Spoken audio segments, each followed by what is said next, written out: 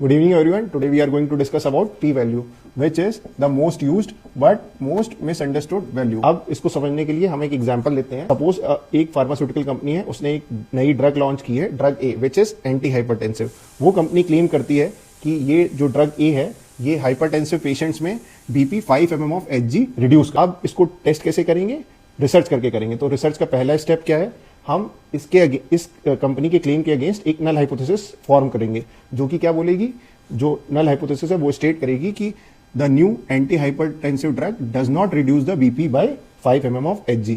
अब जो हमारा ऑल्टरनेटिव हाइपोथेसिस है या जो हमारा मेन रिसर्च का हाइपोथेसिस है वो क्या बोलेगा? वो ये स्टेट करेगा the anti hypertensive drug reduces the BP of 5 mm of BP by 5 mm of Hg.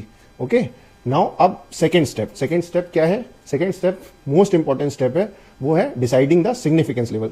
Significance level is usually kept at 5%, which is the thumb rule. Now what is significance level? Significance level का मतलब होता है कि देखो, ऐसा हो सकता है कि बाय लक या रैंडमली या बाय फ्लूक जो रिजल्ट है वो ऐसा है कि ड्रग ए रिड्यूस कर रही है 5 mm of Hg BP hypertensive patient में, बट ये purely on basis of chance है और ड्रग ए और हाइपरटेंशन का आपस में कोई रिलेशन नहीं है. So there is only one, we take the risk as there can be a 1 out of 20 chance कि ड्रग ए का बीपी से कोई रिलेशन नहीं है और ड्रग ए बीपी रिड्यूस नहीं करती है हाइपरटेंसिव पेशेंट में. लेकिन फिर भी एक 1 out of 20 ऐसा रिजल्ट आ सकता है कि ड्रग ए बीपी रिड्यूस कर रही है 5 mm of Hg.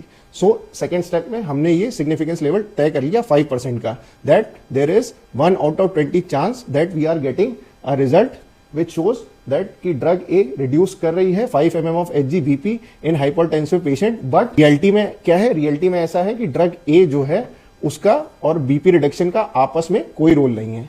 After establishing the significance level at 5%, now we do the research and we get a p-value which is 0.03. What is p-value? By definition, p-value is probability of getting the observed result or more extreme result if the null hypothesis is true. और हमारा alpha level क्या है? Significance level हमने क्या किया है? लिया है 5%. और जब इस 0.03 को p वैल्यू को हम लोग कन्वर्ट करेंगे तो ये आएगा 3%, which is less than 5%. Value is less than far, which is 3% less than 5%. This gives us strong enough evidence that ये highly unlikely है कि जो हमारा रिजल्ट आया है, जो कि drug A 5 mm Hg BP reduce कर रही है, वो purely by chance. Now this gives us strong enough evidence to reject the null hypothesis. Thank you.